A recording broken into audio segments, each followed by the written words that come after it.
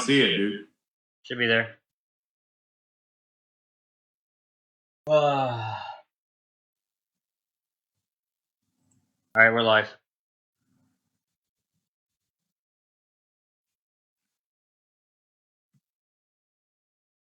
All right. Let me start the watch party. Give me a second. Once you do that, I can revert us to the webcam.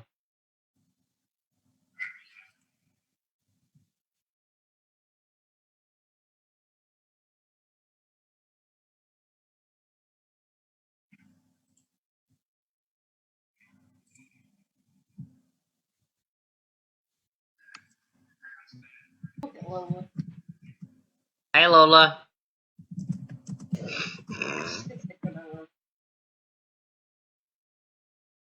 Whatever, I'm chilling.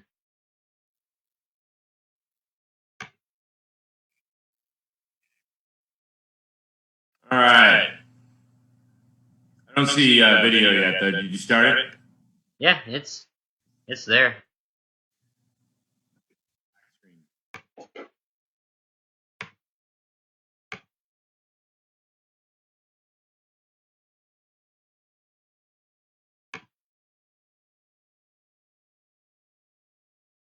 Sure it's there, man? I'm looking at a black screen. No. Sorry. Give us a second. There's a delay. Okay, guys. Thank you. Oh, my God. We did it. See, this is what happens, man. When we were doing these shows like every week or 2 weeks, we were like, after a while, dialed in. Now we do it like once a month. And so when we do it once a month, we have to shake off a bunch of rests every single time we do it. Plus, Mark has just not been the same since his lightsaber shattered. So it's really, it's sad. It's all those things. He has to go to Mount Kilimanjaro to actually forge a new one. So it's going to take a while. But anyway, you guys, episode 28, our 1 year anniversary of StormCrow, Dreamers Talking to Dreamers. 28 episodes. We made it 1 year. What do you think about that? Does it feel like a year, Mark? No.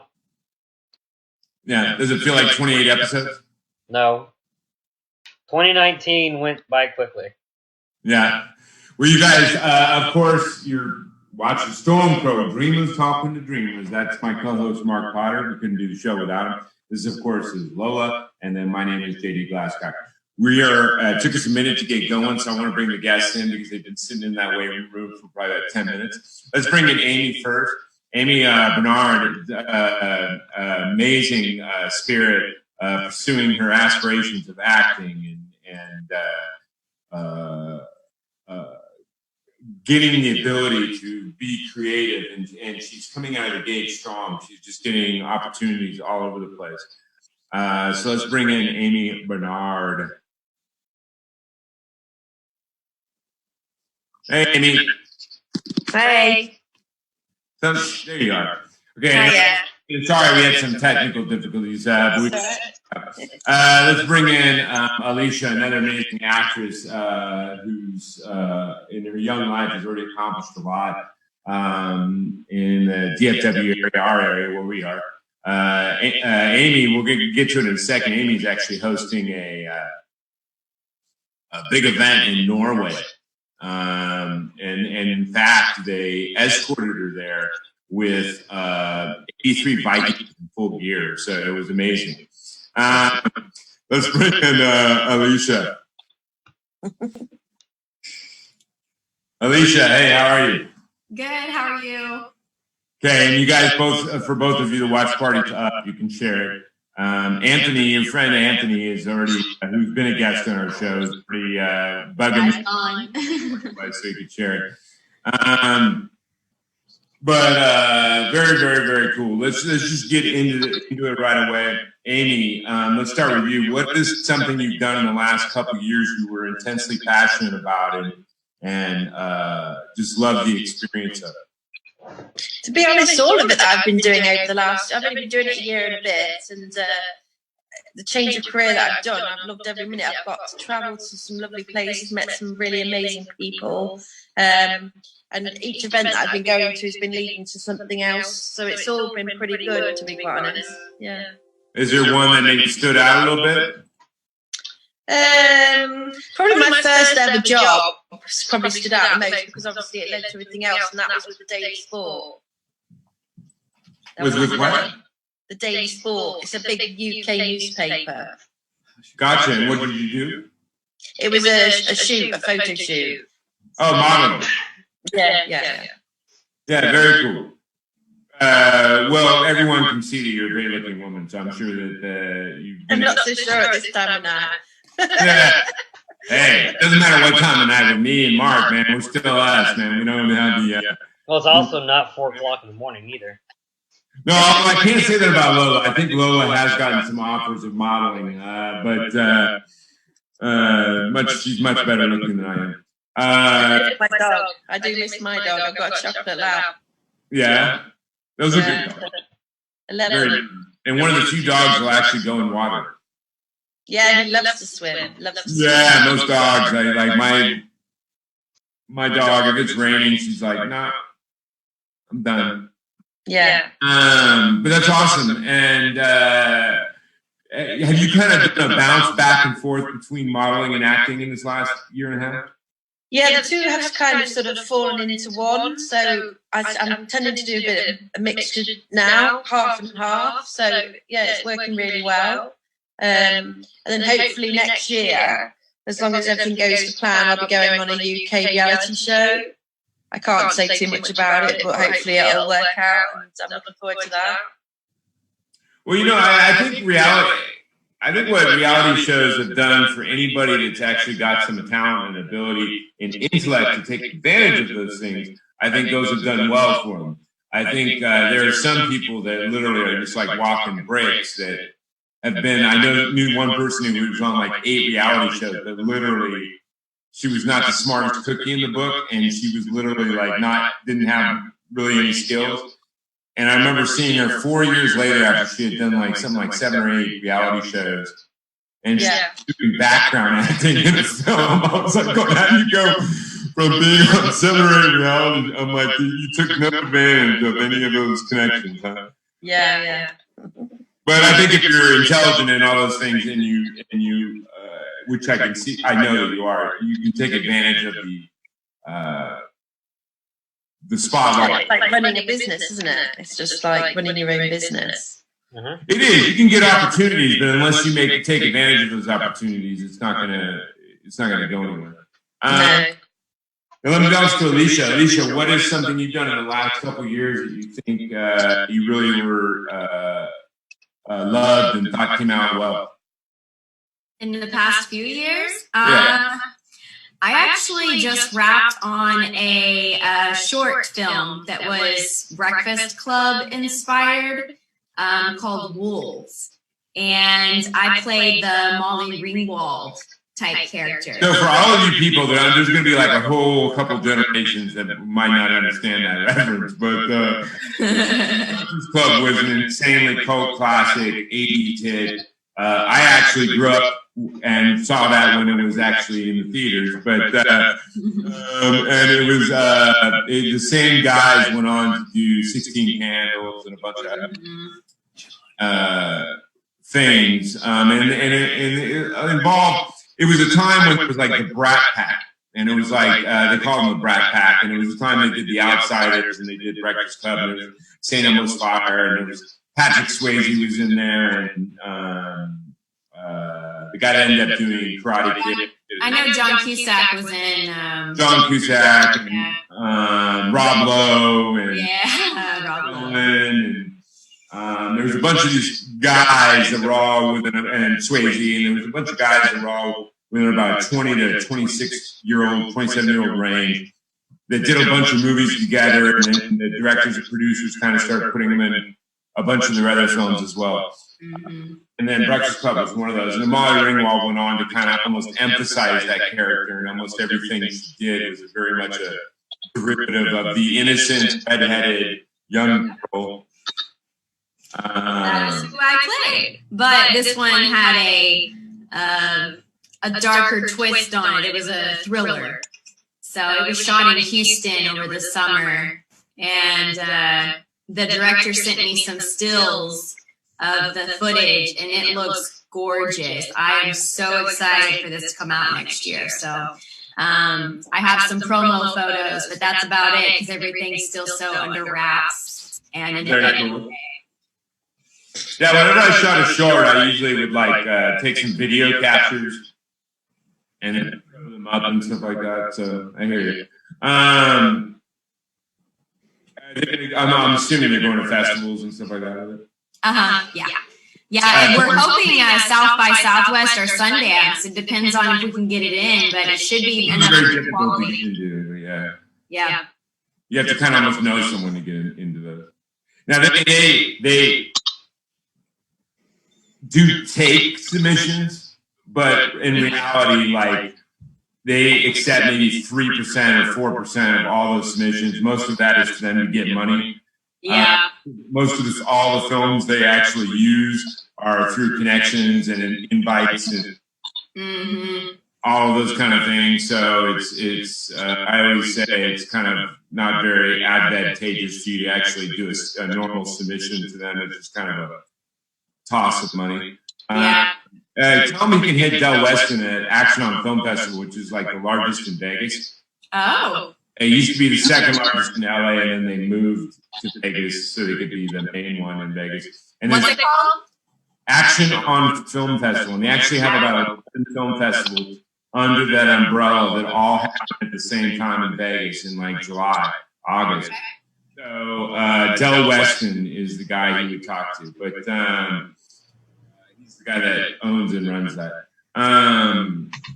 But anyway, I'll put us back to Amy. Amy, what is currently something you're working on that you're excited about, you're really into? You can include a couple. I know one you're doing right now. You're in the middle of it. Yeah, the at the minute where I am in Oslo for the International Pakistan Prestige Awards, and I've just 2 weeks ago did the Oracle Awards in Dewsbury, which is a very similar sort of event. Some wonderful people here. It's been amazing. Kind of like the European version of like TV or feature. It's like the Oscars, you know, like the awards nights. Yeah, but it's basically the European version of it, right? Yeah, obviously there's some very, very famous Bollywood stars here this week and this weekend. And I had a press conference this evening with them. And it was nice to sit and talk to them and hear their experiences. It was really good. I have got a couple of projects underway at the moment. I can't really go into too much detail, but I'm quite excited about. I've just started a small film in London, and I've just finished a small film in London, but again, I can't really go into the details of it. What were the thematics? What were Sorry? the themes of the film? The what? What were the genres of the film? It was basically the first one that I did was all about it was to do with drugs and the drug scene and the drug world and how easy it is. It was kind of to help influence people on the drug world and how easy it is to get involved in it and then end up like getting your drink spiked and that sort of thing. So it's to raise like drugs awareness. The first film. I believe it's all been approved to go through and it's being sold on Amazon soon. So hopefully, it should be good, yeah. And the second one I can't really go into too much at the moment, but I'm hoping to fly out to LA for a couple of meetings that people have wanted me to go to in the new year. So yeah, looking forward to some things coming up in the next few months that I can't go too much into, but. What's the hardest role you've done to this day? Oh, the hardest role. I think my first ever hosting event was, probably the hardest because obviously it's very nerve-wracking when you've not done it before. But I think some of my model shoots are quite hard because people think it's quite easy just to you stand in the room and take a photo. It's not quite like that. Probably as you know with films and stuff. It takes hours and hours sometimes just to get the right shot for a film, for a photo. So what we I would tell myself it took hours to get the right shot for one of my films. But I would probably be wanting to fire somebody if it took me hours to get one shot. But I don't have a large amount of patience. I always feel as a filmmaker, you have people that feel opposite of me. Like David Finch thinks that you don't get real acting until you're like 20, 30 takes in on the same shot.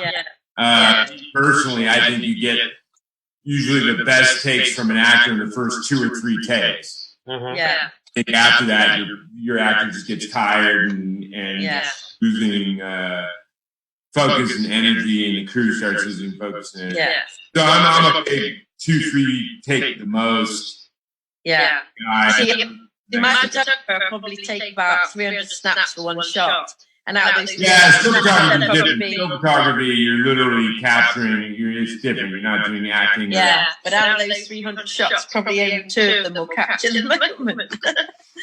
But no, I mean, but there are other filmmakers that are the opposite. Finch, like I mentioned, and then Apatow, the way he does. I've worked on a couple of his things, and the way he does his comedy is he has this loosely based description of the scene, and then relies on all his actors to improv, and then literally he just shoots that scene for like 100 times, and then somewhere in there, one of their improvs he hopes is going to be good when they get to the editing room. You know what I mean?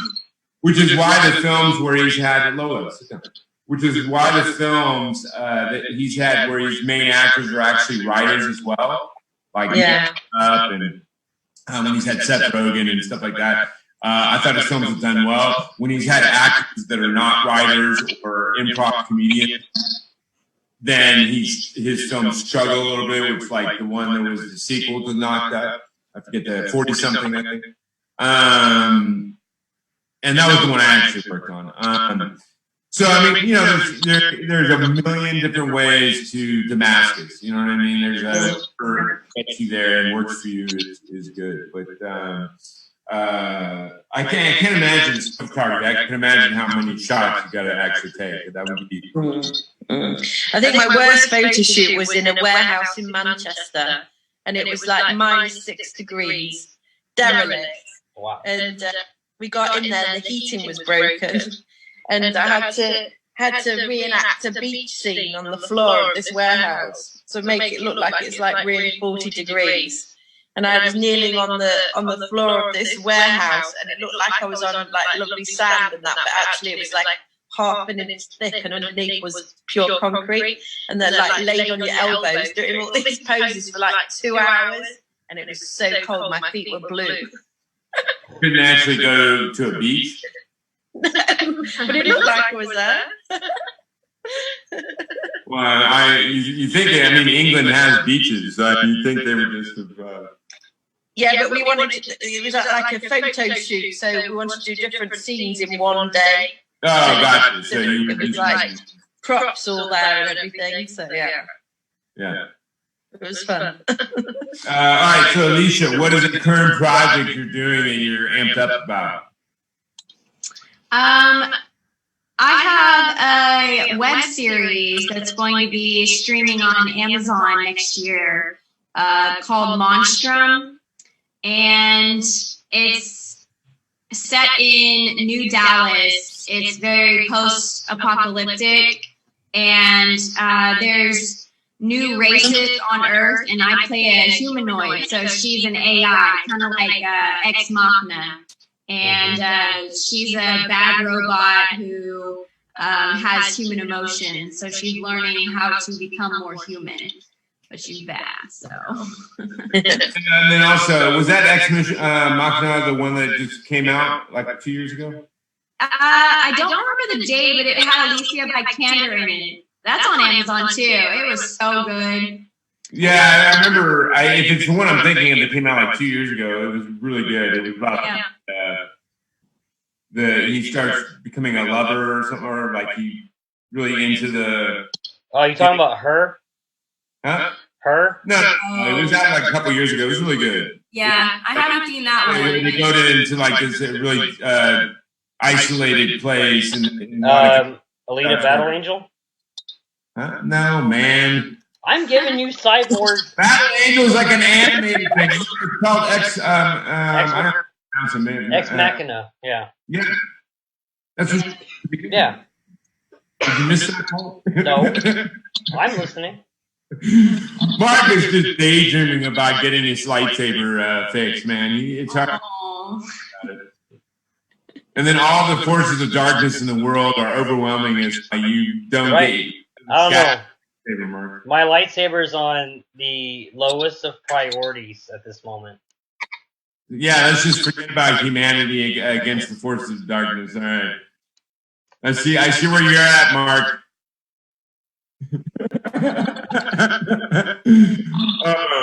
So where are you going to be shooting that soon? Is that where you, or you already started production on it? Alicia? Yeah, it's actually in post. The first season is in post. We just wrapped in November. How many episodes? I'm actually not sure how many she's gonna do. Probably 6. I think it's 6 streaming episodes in one season, and then she'll come back for the next one. I might. I'm not sure. I'm moving to LA in January, so I might not be able to come I was in back. LA for 8 years before moving here. Moving back. Years ago, so. Yep. So I don't have anything currently. I'm wrapped on everything so far, but that one was like literally 3 weeks ago. So I'm very excited. Did you good in the special effects, costuming, all that stuff? Because to me, that's what makes like my film Blade and Blood, which I think we're going to do in March. That's post-apocalyptic, and to me, the whole thing that's going to make it is set deck, art deck, and costuming. Yep. Yeah, we had some pretty good costumes. We brought in special effects team, and our editor is supposed to be top notch. So hopefully it's really good. I believe in it. So we'll see how it turns out next year. Hey, JD. Yeah. So, Zoom. Hey, I'm looking at the watch party, and it's all frozen, Mark. Yeah, Zoom stopped. Is not responding. You got to not do your laptop, buddy. It's not. It's the program. Well, I don't know. We didn't have that issue with your PC. Is your laptop a lot weaker than your PC? No, it's actually a gaming laptop. Yeah, but it's not plugged in. You had your PC plugged into the internet, didn't you? No, it's on wireless. Yeah, I know.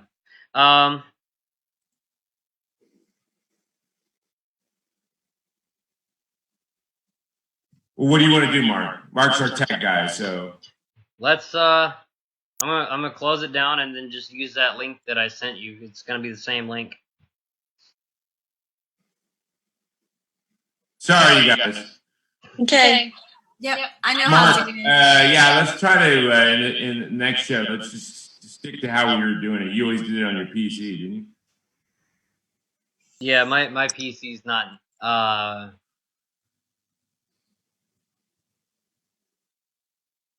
PC's in a different environment, so let's see. All right, well, let's get this going so we can get going, and I'll post things saying it.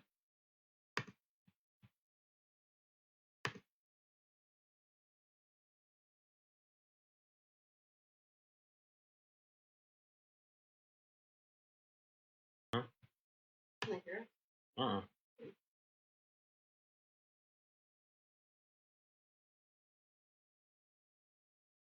Alright, searching. Every episode. Like this. Look at that.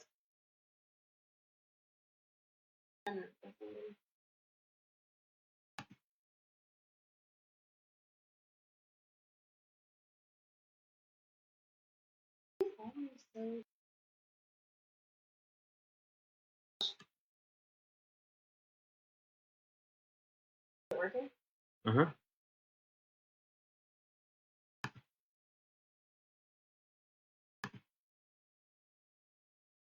Hello?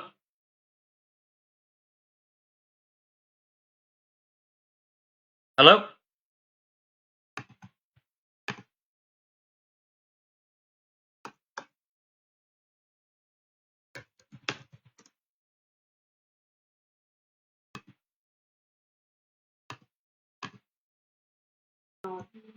Right?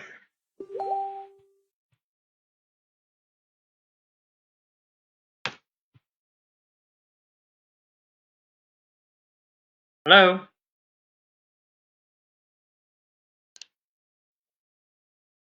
Mm-hmm. Oh, yeah, we're still live.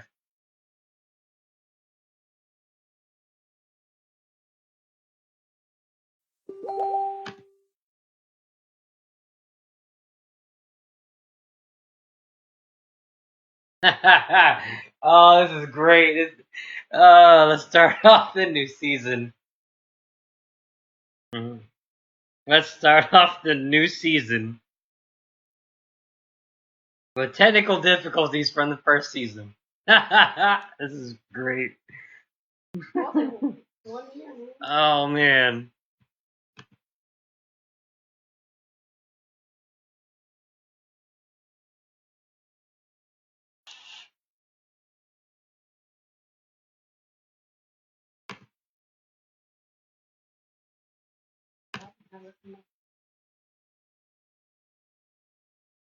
Yeah, that's what I'll do.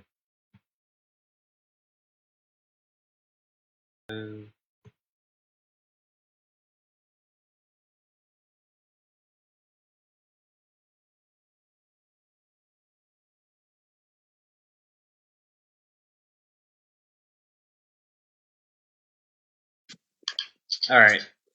I don't know which one's okay. That one's you.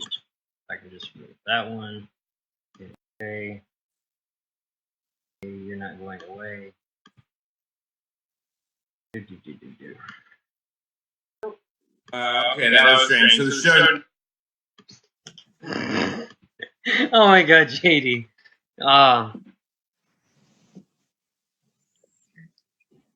Yes. No, I was like, I was in the process of putting the other iPhone in, and then when I did, it put you in the waiting room instead because it wouldn't go away. Oh, I don't know if you heard me, but I was saying, this is how we start off the 1 year anniversary with technical difficulties from the first show. Yeah, I don't even know how I'm going to download that. So it's going to be it's going to be one show with just a big gap. It stayed live. Then what happened? It just froze. Yeah, it said Sorry, guys. It said not responding. Well, and it was frozen on Facebook. I saw it. Well, it's because it was frozen on my end, which means that since the program is running through on my computer, if the program is not running, then XSplit doesn't know how to communicate with Zoom if it's not responding.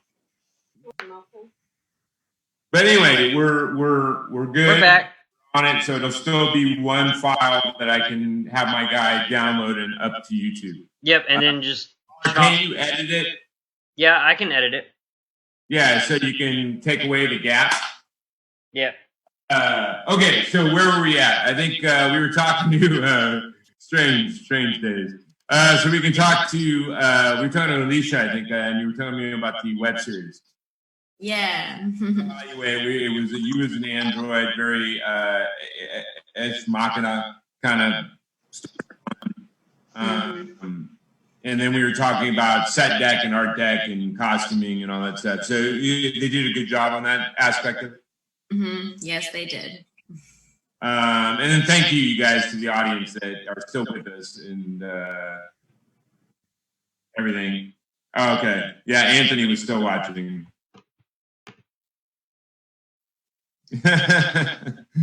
Anthony seems to be a big fan of yours, Alicia. Yes. Yeah, he invited me to be on your show. He said that you were great, and he's been on your show before, and he really wants me to be in his feature film. I don't know when, but as soon as he gets funding for it, it's called Navigator.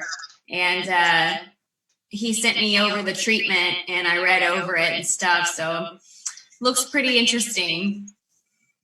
Yeah, I think it's one of his first going from plays to I thought he should probably do a short first before he tries to do a feature, but that's, everyone's got to walk.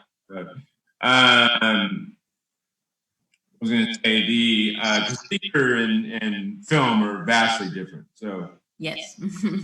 theater, you write everything very over exaggerated, over the top, because you're trying to show or tell a story to someone like 100 yards back in the theater that Right. needs to be able to see it. So it's different, but I wish him the best. He's a good kid. Now, features are always tough, though. I mean, like, I've shot 14 short films. I've been blessed with winning a lot of awards. It's still not easy to go from that to getting funding for a feature. Yeah.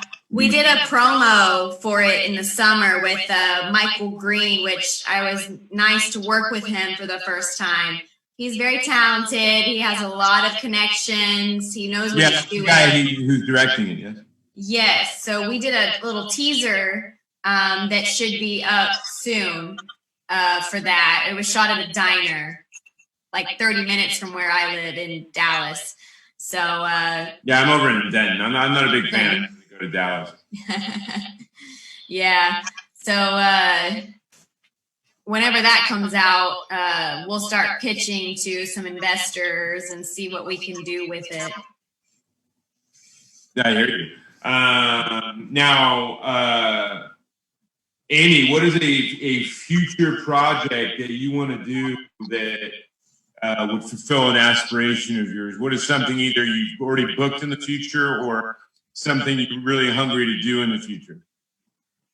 I'd really like to feature in Bollywood film or something. That's quite a big passion of mine, although it's quite difficult to get into because obviously there's not many white blonde ladies in Bollywood. Yeah, isn't it Indian speaking too, usually? Yeah. So that would be amazing, but quite open to anything really. Are you our mutual friend Saeed Usama?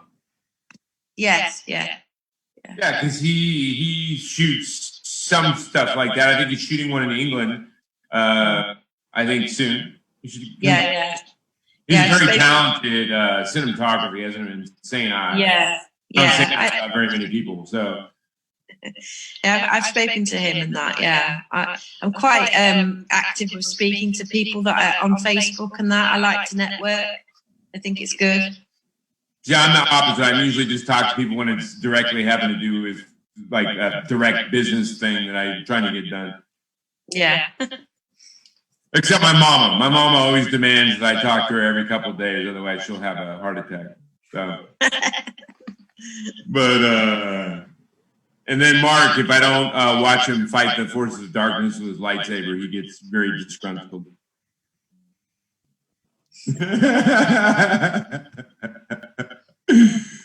But I forget, Mark, when did you get rid of your hippie hair?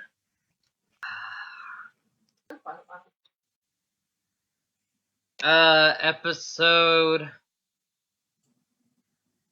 Mark used to have such long hippie hair. I told him he was going to have to start wearing a dress. Nice. Episode 17 or episode 18? Yeah, that's right. His significant other actually had to drug him, hold him down, and cut it off. I did not. No, I just, for me, it's like I have to have change. You have to have a nickel or something? Huh? You don't have any change on you? No, I have to have change. Like, Mark, I'm kidding you. I know. I get it. Like tomorrow I'm getting a haircut. You're a mercurial fellow. I get it. That's funny. Okay, you guys, we're going to take a 5-minute break. We kind of need it after the hesitated. I felt like I was on a basketball court and I was doing a little hesitate, like dribble before I did the shot. And then I got frozen in the hesitate dribble. And then, like, you know, they cut to commercial or something. But we're going to take a 5-minute break, you guys. Let our guests take a wander around real quick. I can take Lola to go to the restroom. And we'll be back in 5 minutes. And then we're going to talk about, we're going to talk more about film, and then we're going to talk a little bit about life. Now, the one question I'm going to ask both of you when we come back is what is the best film you've seen in the last couple of years and why? Okay. Okay. So start thinking about that. Remember, don't disconnect. We've already had enough technical difficulties. Just take a 5 minute, and we'll come back and wrap it up with a bunch more good information. To anyone watching or will be watching or has watched or in the future, far future, we'll take a gander in a moment. You've been watching StormCrow Dreamers Talking to Dreamers. As always, keep dreaming. See you in 5. Lolo, you say see you in 5? See you in 5.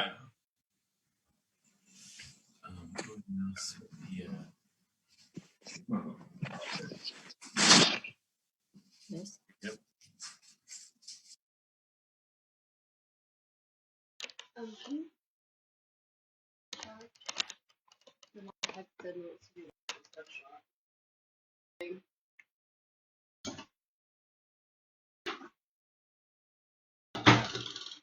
It's in the back on the floor, kind of where the laptop was in the corner.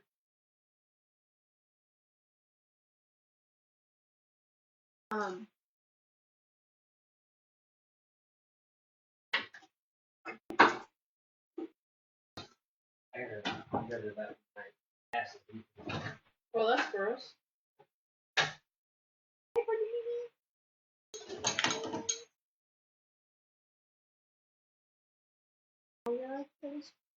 Lay down.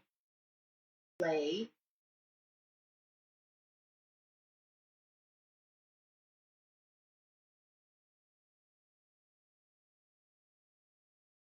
Lay down.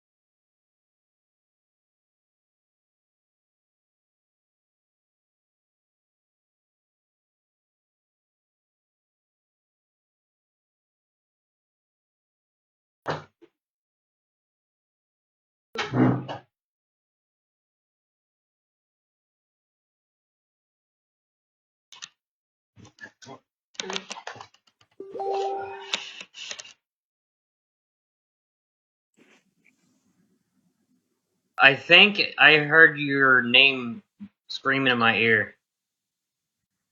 Yeah, because on the show, it doesn't show our StormCrow thing. It just shows a black screen. Man. Yeah, I know. That up. didn't get transferred over. So I have to send myself that file. Okay, because it makes it look like it's ended. But bring it back up.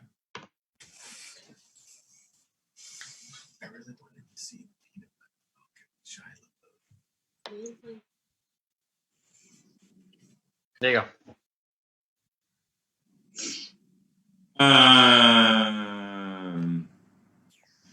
Okay, so did you think about a film you've seen in the last couple of years that you love? I did. All right, well, we'll start with you, Alicia, and then we'll do Amy. So, Alicia, what is the best film you've seen in the last couple of years, and why? I last saw it too, honestly, but I mean that was great, like horror-wise. But I like to watch the Oscar list contenders and see what movies were nominated or won, and film festival stuff too. And I remember watching Three Billboards Outside of Ebbing, Missouri, and that movie made me cry. So it was I haven't heard of it. A film called Three Billboards? Yes, Three Billboards Outside Ebbing, Missouri. And the shots. Because literally the way you said that is I had a vision of you in Missouri looking at three billboards. I mean, I saw three billboards in Missouri, and I'm like, okay, where's yeah. That's funny because that is what they drive by, and they have it's a war of billboards and getting these billboards up, and it's the that drama. almost sounds like a Will Ferrell type film. But it's really dramatic. Whenever I watched it, my boyfriend was like, we should watch this, and I was like, it should be good. It's it looks funny. It was deep. It had some dark moments in it, so. It hit everything: comedy, drama, had a little bit of a thriller in it. And I always say that about The Big Lebowski, that it was the comedy, it had drama, it had kind of a darkness in it. I haven't seen that one. So it's, oh my God, that's the Coen Brothers, man! It's like one of the best films ever made. That's on my list then. The Big Lebowski. Yeah, it's with Jeff Bridges. Jeff Bridges. So you watch Three Billboards, and I'll watch The Big Lebowski. I'll let you know. The Three Billboards thing is probably not going to happen, but still. But I should still watch. And for those of you out there, Alicia gives a big vote up to Three Billboards in Missouri. Mm-hmm. Okay, I didn't quite get that whole title. That was a long time. Yeah. No, believe me, I'm a big lover of titles. I remember when I first started writing poetry. Literally, all my titles of my poems, and this is like what I started writing that stuff 30 years ago. So people would think that the titles were actually the poem because that was how long they were. So it was. That's pretty long. Yeah, I'm a big lover of titles. I watched. Recently I watched two films that almost had very similar premises, and it was really strange because both of them had comic book actors in them. One was 21 Bridges, which was put together totally by Marvel. Yeah. To basically showcase Winter Soldier and Black Panther together in a film that wasn't a Marvel film. It was backed by the same producers, but it wasn't in the Marvel universe. It was a normal film, cop drama. And then Black and Blue, which had the guy that played as one of the villains, the guy that played Luke Cage, and had the girl that plays Thunder in that Black Lightning TV show. Mm-hmm. One, Black and Blue, was really good actors. Some lesser known actors were really good at acting, really good writing, really good, some depth to it, some story to it. 21 Bridges had almost no writing to it, just a bunch of special effects and putting big name actors in it. So it was very dichotomous because it came out almost at the same exact time. And it's just, I thought it was amusing that one is a much bigger studio, 21 Bridges, yet they didn't give a crap about actually hiring a writer and writing. Yeah. that has said, let's throw a bunch of like our Winter Soldier and Black Panther. Everyone will go see it just to go see Black Panther and Winter Soldier. Mm-hmm. And then Black and Blue, which the main actress was almost a no-namer kind of, was brilliant in it. But you know, I just thought the interest of the dichotomy between the two was good. Now, Amy, what is the best film you've seen in the last 2 years that you Well, I'll probably shock you here, but I used to watch films all the time, but the last couple of years I haven't really watched any, but I know one that I'm really looking forward to coming out next year, I believe, in I think June or July, and that's the new Top Gun. One of my favourite classics. I'm excited for that. Yeah, geriatric Tom Cruise and Val Kilmer. Yeah, I mean, what was it, 1986 when the first one was done, wasn't it? So we're talking like, and there's going to be some, I think Val Kilmer's in it, and that, so it should be a good film. No, I mean, I think Tom Cruise and Val Kilmer are both in it, yeah. Yeah, so that's one I'm getting really excited about. It's like a proper childhood film, isn't it? Yeah, 30 years later, yeah. Yeah, I loved it. Everyone loves it, don't they? And I heard Val Kilmer like lost a bunch of weight to do it. He's probably Gotten kind of a little bit bigger in the last few years. Yeah, man. Tom Cruise is still rocking it though, isn't he? Yeah, although I always say to you guys, you know what I mean, if whatever you want to do, you also have to like. So, like, I'm a filmmaker, so I watch a ton of films. I'm a writer, and I read a ton of books. You know what I mean? So, you know, like, if I ever met a writer that said they didn't like to read, I would probably be very skeptical on their writing skills. Yeah. You know what I mean? So, I agree, Amy. If you want to pursue film, I would probably start watching some film. I think what it is I was brought up on film. My dad owned a load of video shops, so I used to watch them all the time, like all the time. That was one of my best friends as kids. My dogs, my mom, family had, my grandmother mostly, but my dogs and TV, and then books. Those were my best friends as a kid. And then I always laugh when I talk to young ones and I say, dude, almost none of you, very few of you play sports anymore. All you do is sit on a computer, and they're like, oh, well, we have games and stuff. Like, we didn't, or something. You guys, I hate to break this boundary for you, but we actually had video games when I was a kid. We liked playing them too, but before that, we would go out and, while it was daylight, we would go out and play baseball with our buddies, and basketball, and be physically active before we would, you know, go in and do our homework and then play video games. And I was having this particular argument with some of my young nephews and nieces because they were all like, all they do is sit on the computer. Like, how about some actual physical activity? That would be. Well, you have to use your imagination. They don't have any imagination nowadays, do they? Yeah, which is funny because then, like, they're constantly asking the most basic questions to me, and I'm like, man, you have a phone in your hand that you could Google all of this stuff within 5 seconds. Mm. And yet they're too lazy to actually do that. I'm like, my lordy, like, literally, it's right there, man. Just Google whatever you're trying to figure out.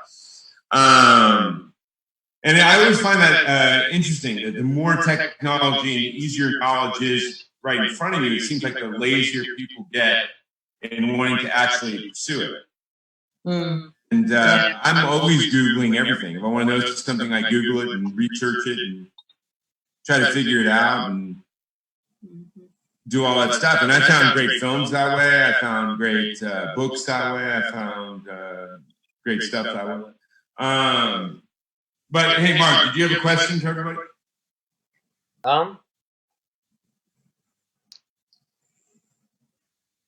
No, not really. Let's hold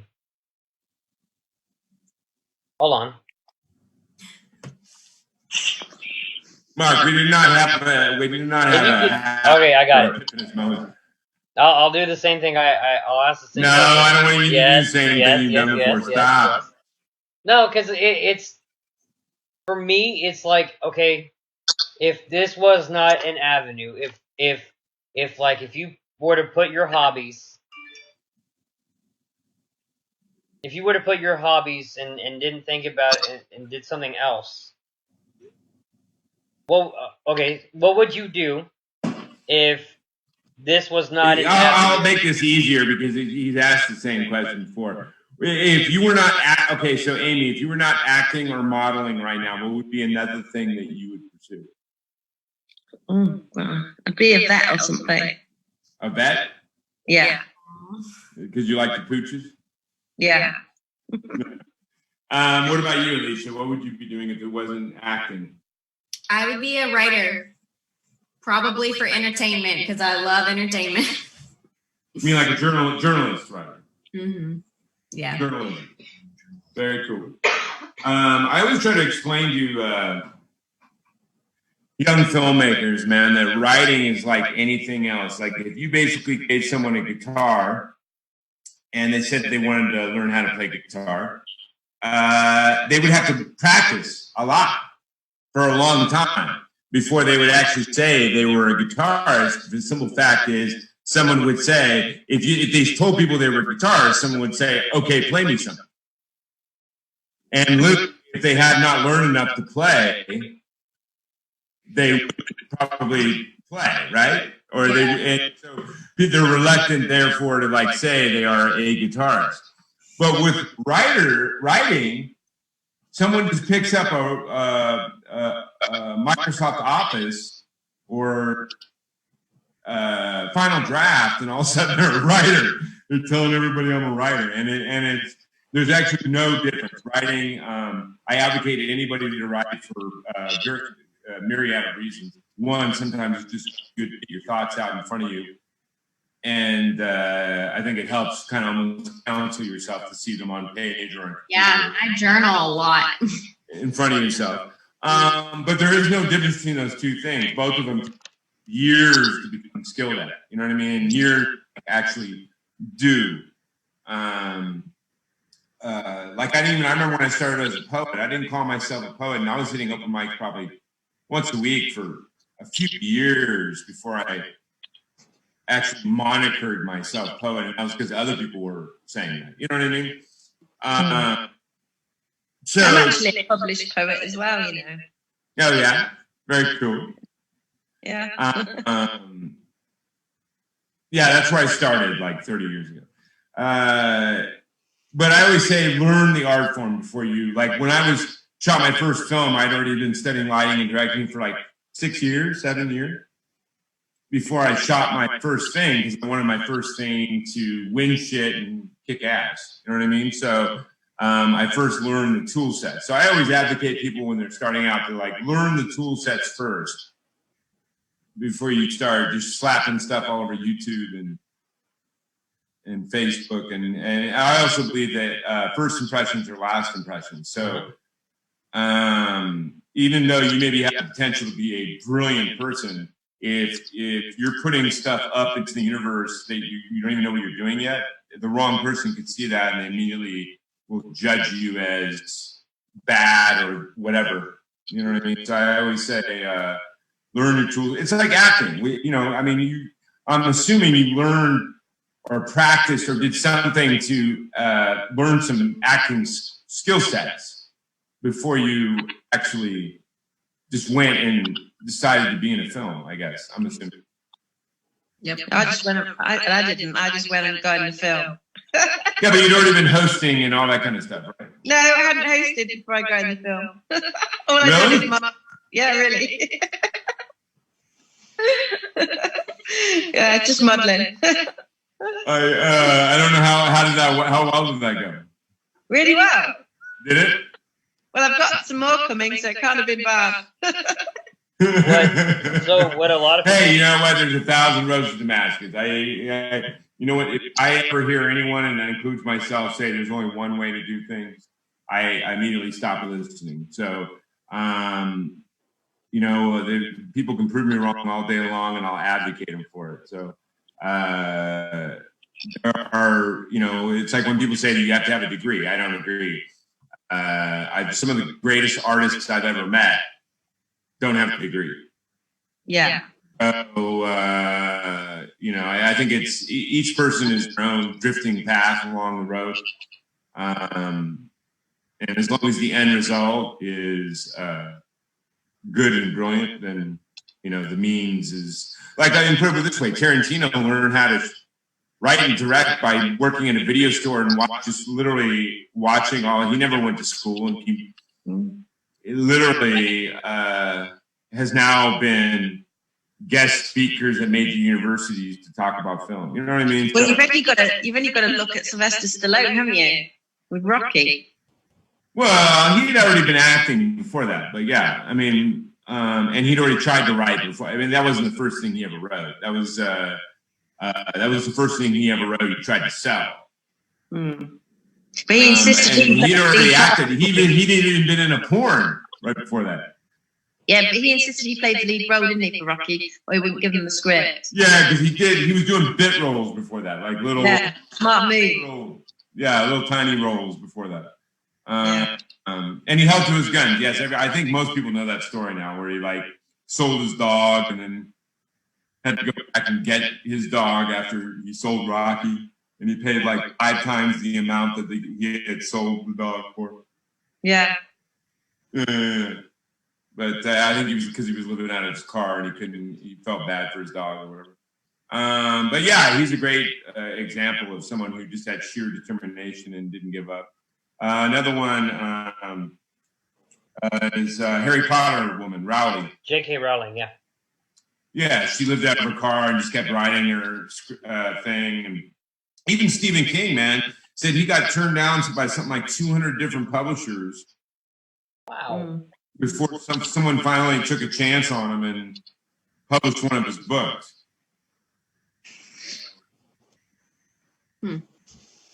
I think it's always hard, especially if you're doing innovative stuff or original stuff, because most people in charge don't want that. They want replicas. They want you remind me of these 100 other guys that made money or 100 other women that made money. The replicas don't make money. They make. Well, Tarantino had a hell of a time trying to get his scripts out. They make short-term money. Huh? They make short-term money. They'll make money for the first few years, and then that's it. They don't make cult classics like It. They don't make cult classics like Pet Sematary or Harry Potter. Well, I'm just saying, yeah, when you have something that's original that the money people can't go and says, oh, it's exactly like these things that made money already. Mm-hmm. But it's so funny because the ones that really make money are the original ones. So it's kind of a dichotomous. It's kind of very ironic the way they do it. They want your film to look like this other film, even though that other film was very original. They don't want an original film. They want one that's exactly like that one because that one made money. And I'm like, yeah, but that one made money because it was original, man. Literally, so it's always, but, it's a problem when you have accountants making creative decisions. What I found in life is that people with a lot of money think that makes them brilliant at whatever they think it does. Even though, most of the time, that is so far from fact, it's ridiculous. So I remember I was going to do a short film in Seattle when I lived in Seattle, and this doctor was going to put 10 grand in it. And in fact, he did, but then immediately was telling me to make horrific changes to the script because he thought he was a great writer, even though he had never written. But in fact, it was because he had a lot of money. And so therefore, in his mind, he's a great writer. And his buddies that all kind of circled him, told him what he wanted to hear, which was that he was a great writer. And I ended up saying no to the whole thing because I'm like, bro, let me break it to you. You're not a good writer. You're a doctor, and I'm sure you're probably pretty good at doctoring, but just because you're doesn't mean that you're good at whatever you think you're good at. But there are people that are brilliant at what they do, and here, let's say, what is a writer or film director that you look up to and you think is brilliant, or an actor or an actress, any of those things? Alicia, name one. Can be any of those things: a writer, an actor, a director. Well, for like outside of film, I think J.K. Rowling has always been a great writer for me. I love her books. I have all of Stephen King's, read all of them, the new ones.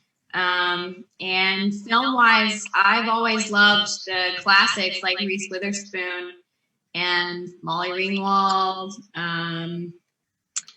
With the new, I like Reese in what was it, Pleasantville? Yeah. Mm-hmm. Plus, I just thought that film was very innovative. Yeah. Or what's the one she was in with the Man in the Moon? Isn't that what it's called? Man in the Moon. It's like her very. Oh, you mean the Andy Kaufman story? I think so. It was her very first film. She was very. No, that was a lot longer than that. Reese Witherspoon. I don't know. I can't go back that far with. Yeah. But I like her vibe. She always played. I worked with her on one set because in LA I made a living for 8 years as a stand-in and union. Mm-hmm. So literally for 8 years, 4 or 5 days a week, I'd be on different TV shows, feature films.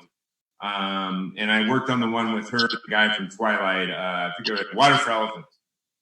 Oh, Robert Pattinson. Yeah, I was a chef. Nice. In their little carnival. I love that. See, she can play anything. I mean, I just saw her on the new HBO show, Pretty Little Lies, and she can play a dark character as well as the, rom-com type. So I really like her. Very cool. Mm-hmm. My favorite is probably Jeff Bridges as far as actors go, but yeah, he's juicy.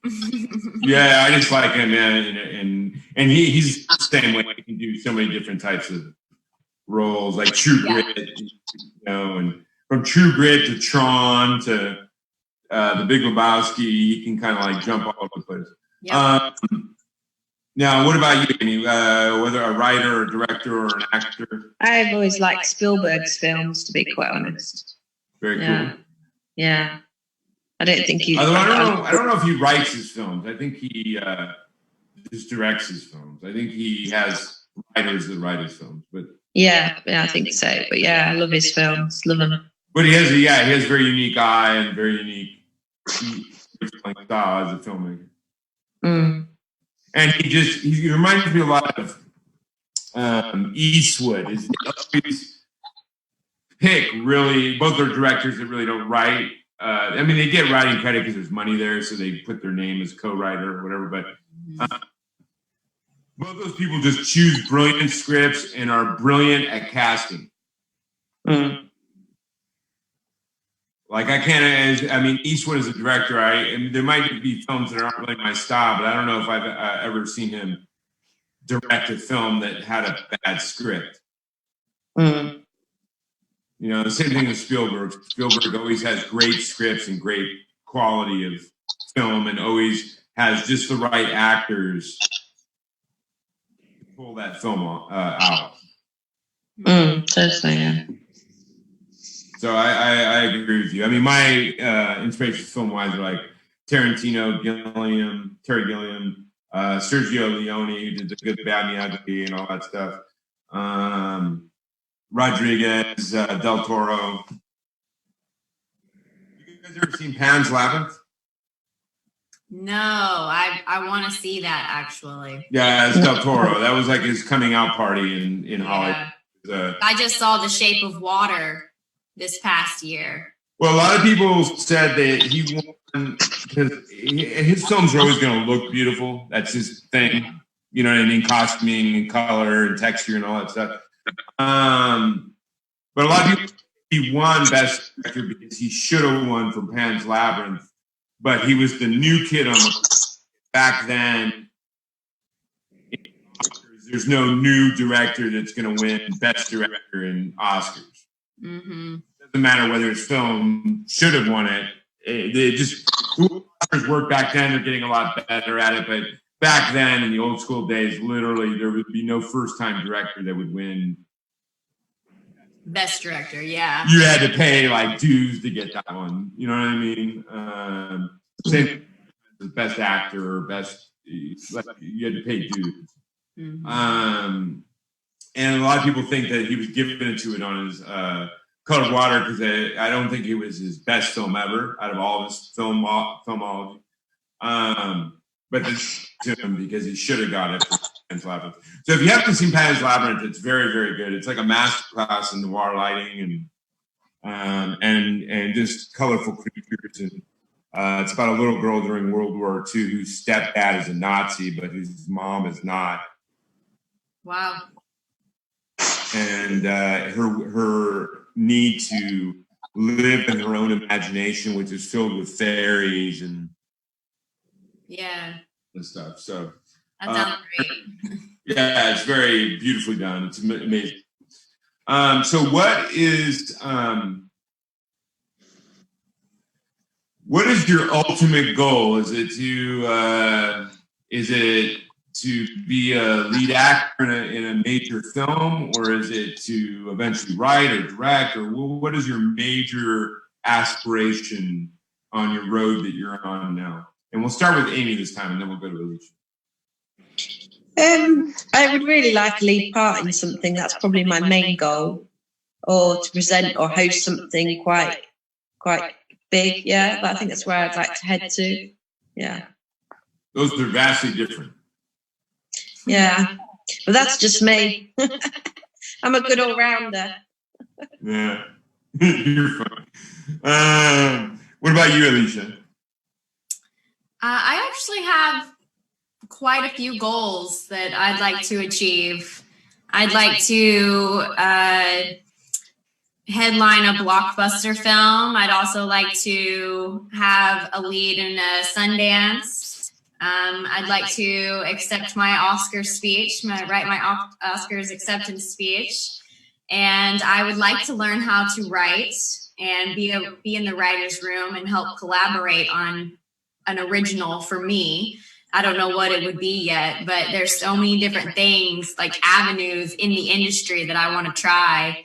But right now, my goal is to short term get those guest star and co-star roles on these streaming platforms like Netflix and Hulu and whatever else there is. I'll tell you what, when I first started writing, what an old, very cantankerous writer said to me once. He said, if you want to write, then write a lot and read a lot. Yes. I think I do those. Journaling. I journal every day, and reading. I have 5 books right now that I'm just going through. I have a chapter here, and then I read 2 chapters. How the heck do you keep track of what you're reading? I know, that's what people say. They're like, how do you know what you're reading? And my brain just switches back and forth to what the subject is. I mean, I'm a voracious reader, but I tend to read one at a time. I like to have at least 2 going. One's like a self-help. One is going to be like a gender studies, and one's going to be a bio, and then the other one's a fantasy. I read Edward Snowden's book. What? What are you, a Gemini? A Gemini.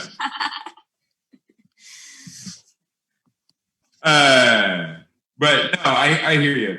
So what right now in society, I'm going to stay away from this stuff because right now there's a lot of contention in society. Contentious things in society. One thing I would like to touch on is, do you guys believe that it's a good thing that all the monopolies that are even extrapolating quicker now, but literally in the last 30 years, all the monopolies that have been allowed to form, and like Disney buying Warner, and you know what I mean, or whatever it is, or Disney buying Marvel, or do you think it's a good thing for the industry for these people to be able to get even bigger and buy out?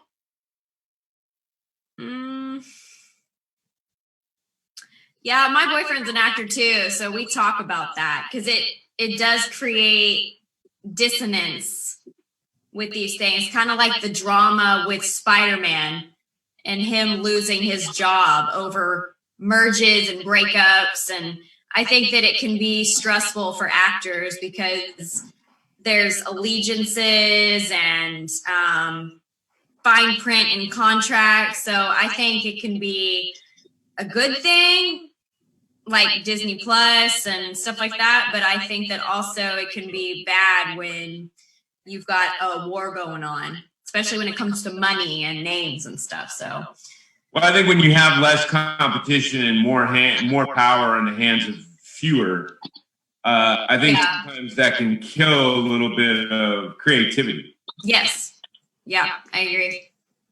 Because then they kind of start wanting to homogenize, the outlier films then have more difficulty. I think trying to get a voice and get a exposure. Mm-hmm. Yeah, I agree. Well, I mean, think about it. You how much money was put into a film budget? 90s, early 2000s, or 80s, 90s, early 2000s, and then this decade, 2010 to 2020, how much, there's a big difference between the film budgets then and the film budgets now. We're hitting film budgets in from 100 to $200 million,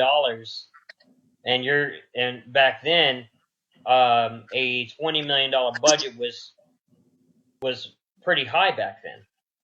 Yeah, although you have to also look at cost of living and inflation. So I mean, really, because a $100 million budget now, 30 years ago, would have been the equivalent of a $25-30 million budget. You know what I mean? So, but even then, you had over $100 million budgets. You had Braveheart. That thing was like 130 million.